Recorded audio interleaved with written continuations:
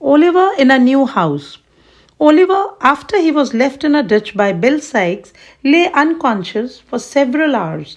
When he came to it, it was morning, bright one. His arm was in bandage, soaking in blood. His body was stiff, and the arm hurt terribly. For a few minutes, he could not move at all. He did not even remember where he was. He slowly sat up and looked around. He seemed to be near a house which was across the road beside the ditch where he was lying.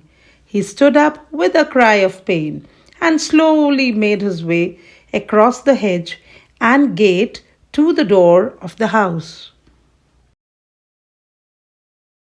His heart gave a lurch.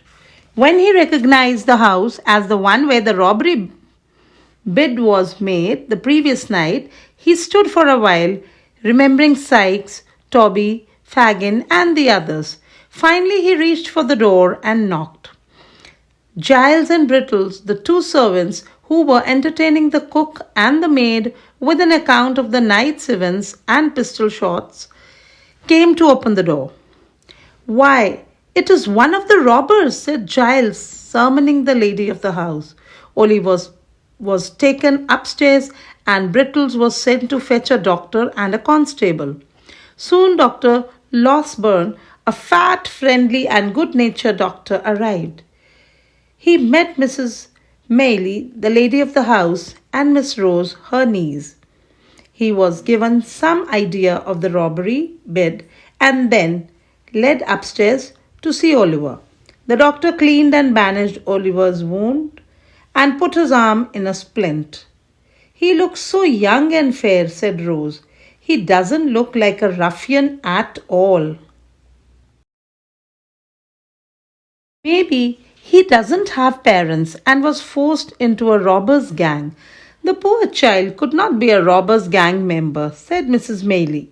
"He's so young. He must have been forced into bad company," pursued Rose.